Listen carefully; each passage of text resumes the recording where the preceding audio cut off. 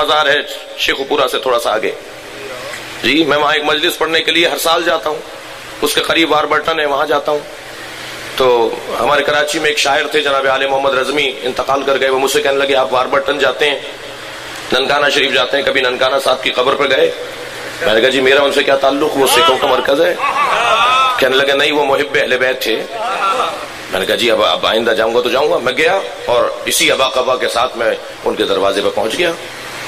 پوری دنیا میں اسی ابا قبا کے ساتھ جا رہا ہوں. پوری کتاب تیار ہو سکتی ہے آپ کی دعاؤں سے، جو جہازوں میں، ایئرپورٹس کے اوپر، لندن، امریکہ، جہاں جہاں جا سکا ہوں. ہندوستان، پاکستان کا تو کوئی ایئرپورٹ رہا نہیں ہے جس پہ ہر سفر میں کسی نے سوال نہ کیا ہو. برابر ماں کے بیٹھتے ہیں، کہتے ہیں آپ شیعہ مولوی ہیں، آپ سے سوال کر لوں؟ تو میں پہلا جواب تو یہ دیتا ہوں کہ یہ پہن کے اس لیے پھر رہا ہوں کہ آپ سوال کر لیں.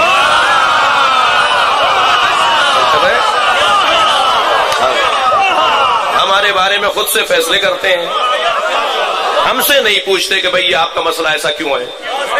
40 پاروں کا قرآن تھا، 10 پارے فلاں کی بکری کھا گئی. بکری تمہاری ہے، جواب ہم دیں؟ ہمارا اس بکری سے کیا تعلق جو قرآن کھا جاتی ہے؟ اور کر رہے ہیں ہم طرح طرح کی باتیں. یہ جو مٹی کا ڈھیلا رکھ کے مشرک ہیں یہ لوگ، سجدہ کرتے ہیں سجدگاہ کے اوپر، کربلا کی خاک پر سجدہ کرتے ہیں، یہ مشرک ہیں. ایک صاحب نے مجھے ایک جہاز میں پوچھ لیا جی یہ آپ یہ ٹکیا رکھ کے سجدہ کرتے ہیں، یہ شرک ہے. میں نے کہا اچھا آپ کہاں سر رکھتے ہیں؟ میں نے کہا بھئی آپ بھی نماز پڑھتے ہیں نا، آپ کہاں سر رکھتے ہیں؟ کہہ رہے ہیں ہم ہر جگہ رکھتے ہیں. بڑی عنایت آپ کی توجہ. میں نے کہا ہم سجدگاہ پر رکھیں تو مشرک، آپ ہر جگہ رکھیں. اگر یہی مراد ہے، یہی پیمانہ ہے تو بڑے مشرک تو آپ ہوئے. ختم کرو، چھوڑو، پرانی باتیں ہو گئی. سوشل میڈیا کا دور ہے، فیس بک کا دور ہے جی، الیکٹرانک پرنٹ میڈیا کا دور ہے. اس دور میں بھی اب وہی پرانی باتیں ہیں کہ بچے کاٹ کے کھلاتے ہیں، تھوک کے کھلاتے ہیں جی. نہیں عزیزان گرامی، باتیں پرانی ہو چکی ہیں. اب الحمدللہ طے ہو رہا ہے. ابھی آپ نے اس سال ماہ رمضان میں دیکھا ہوگا کوئی ٹی وی چینل نہیں تھا جہاں سے علی علی نہ ہو رہا ہو. یہ جن کی تمنائیں تھی نا کہ یہ مجلسوں کو بند کروائیں، کتنی بڑی تعداد میں. وہ جو خیرپور سندھ کا ایک شخص تھا جو پلاٹ کے جھگڑے میں مارا گیا جی، اس کے کلپس موجود ہیں. وہ کہتا تھا میں جب تک روڈوں پہ سے جلوس بند نہیں کرواؤں گا، یہ شاہراہوں پہ ماتم ہو رہا ہے، میں جب تک نہیں رکواؤں گا میں اپنی تحریک ختم نہیں کروں گا. وہ خود منو مٹی کے نیچے جانور اسے کھا رہے ہیں، لیکن مجلس تو آج بھی چوک پر ہو رہی ہے. اور جو لوگ روڈوں پر، چوکوں پر، امام بارگاہوں میں مجلس بند کروانا چاہ رہے تھے نا، آج ٹی وی چینلوں پر مجلس ہو رہی ہے. یہ کیوں؟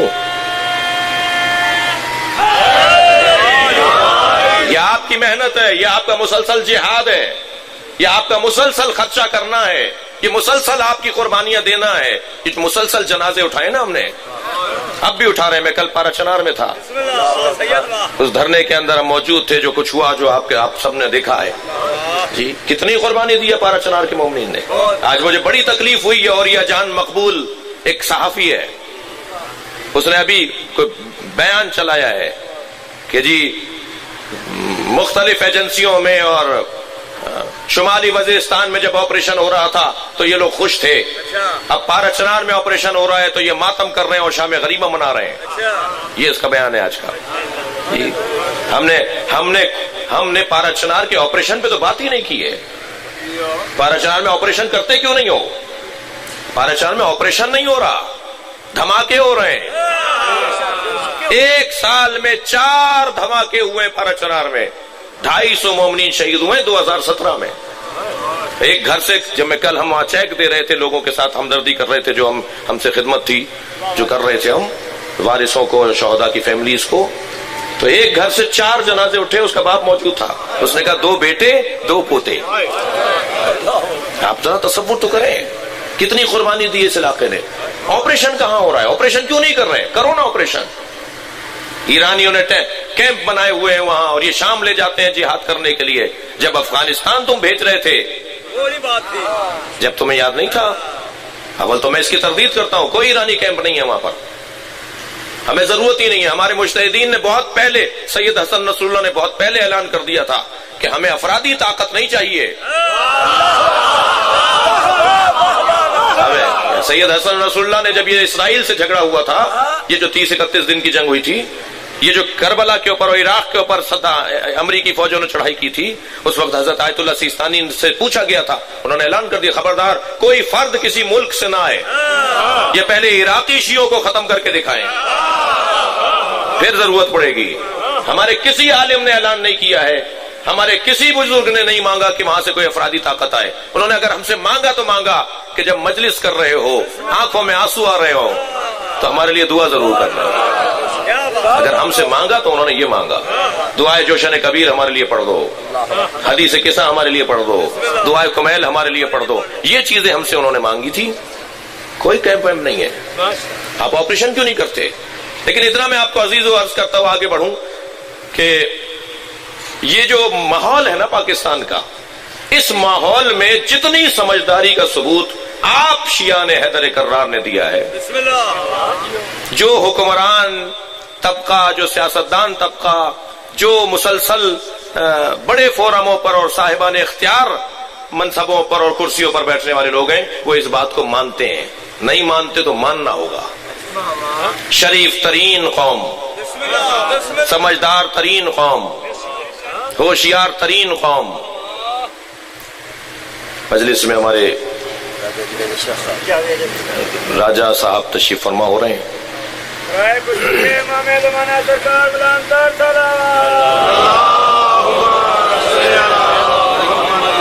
ابھی ہم آ رہے تھے تو روڈ ٹوٹا ہوا تھا، تو میرے ساتھ ایک پاکستان پیپلز پارٹی کے ایک قومی اسمبلی کے رکن ہیں، ان کے سیکرٹری کیسے ہیں،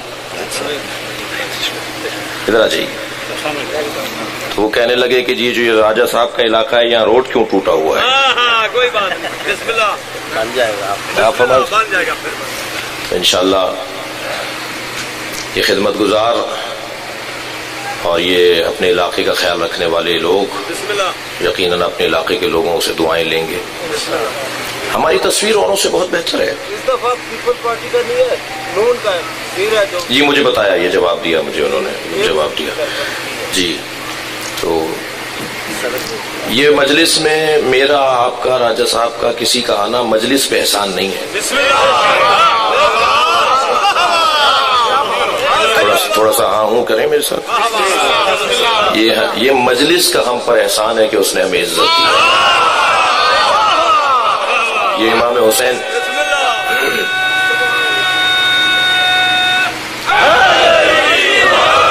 ہمارے یہاں سندھ میں تو بہت اچھا ماحول ہے، جناب منظور وسان صاحب مجالس میں شریک رہتے ہیں، جناب مراد علی شاہ صاحب، قائم علی شاہ صاحب کے تو گھر پہ علم لگا ہوا ہے، اور میں نے تو وہاں کہا تھا کہ سندھ کی تو ثقافت میں تشیع ہے جی، سندھ کا تو دیوبندی بھی علی شیر حیدری ہوتا ہے، اور سندھ کا مولانا بخش چانڈیو صاحب کے بیٹے نے محفل کی تھی، تو میں نے مولا علی کے شان میں 13 رجب کی، تو وہ تشریف فرما تھے، وہاں بھی میں نے ان سے کہا کہ یہاں کا تو سنی بھی مولا بخش ہوتا ہے۔ تو الحمدللہ ہمارے پاکستان کا ماحول بہت اچھا ہے، یہاں سنی شیعہ سب امام حسین کے چاہنے والے ہیں، اور یہ مجلس اعزا، میں جملہ کہہ رہا ہوں آپ کی سماعتوں کے لیے، اور ایک پیغام بھی ہے اور پالیسی بیان بھی ہے۔ یہ عزاداری امام حسین کا ہم سے کیا تعلق ہے، اس کے لیے ایک جملہ سنیں، شیعہ امام حسین کی عزاداری کے مالک نہیں ہے، شیعہ امام حسین کی عزاداری کے مالک نہیں ہے، نوکر ہیں، اور نوکروں کو اپنی اوقات میں رہنا چاہیے، مالک کے مہمانوں کا خیال رکھنا چاہیے۔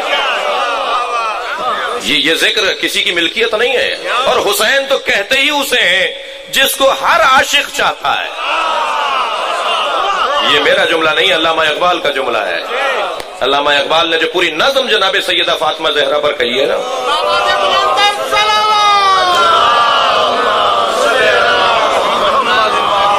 علامہ اقبال کی پوری نظم میں نہیں سنانے جا رہا، لیکن پورا قصیدہ ہے فارسی میں علامہ اقبال کا بی بی فاطمہ زہرا کے اوپر سلام اللہ علیہا۔ وہ فرماتے ہیں کہ مادر آن مرکز پرکار عشق، یہ اس حسین کی ماں ہے جو ہر عشق کے دائرے کا مرکز ہے۔ مادر آن مرکز پرکار عشق، مادر آن کاروان سالار عشق، ہر کاروان عشق کا سالار حسین۔ جملہ سنیں گے، ہماری تصویر دوسروں سے بہت بہتر ہے، ہم امام بارگاہ علیحدہ بناتے ہیں، مسجد علیحدہ بناتے ہیں، تھک تو نہیں رہے نا آپ حضرات؟ ہم امام بارگاہ علیحدہ بناتے ہیں، مسجد علیحدہ بناتے ہیں، کیوں؟ پیسے زیادہ ہیں آپ کے پاس، اور آپ کے امام بارگاہوں کی تعداد مسجد کی تعداد کے برابر ہے، مگر مشہور ہو جاتا ہے کہ مساجد و امام بارگاہوں کی سیکورٹی، یعنی مساجد سے مراد ہمارے بھائیوں کی مسجد ہے اور امام بارگاہ نیشیوں کے، جبکہ ہمارے یہاں مسجد بھی ہے، ایسا ہی ہے، مگر ہم علیحدہ علیحدہ کیوں بناتے ہیں؟ کیوں بناتے ہیں علیحدہ علیحدہ؟ میں عرض کر رہا تھا ننکانہ صاحب کے مزار پہ پہنچ گیا اسی ابا قبا کے ساتھ، اسی میں جواب ہے۔ انہوں نے روک لیا، انہوں نے کہا جی سکھوں کے علاوہ تو کوئی اندر نہیں جائے گا۔ میں نے کہا جی آپ اپنے بڑوں کو جا کے بتائیے کہ محبان اہل بیت آئیں، یقین جانیے ان کے سارے پنڈت باہر آ گئے، سارے سکھ ان کے بڑے جو تھے وہ باہر آ گئے، ہاتھ جوڑ کے کہنے لگے آپ کے لیے دروازہ بند نہیں ہے۔ کیوں بند نہیں ہے آپ کے لیے دروازہ؟ اس لیے کہ آپ نے اپنی تصویر کو اچھا بنایا ہے۔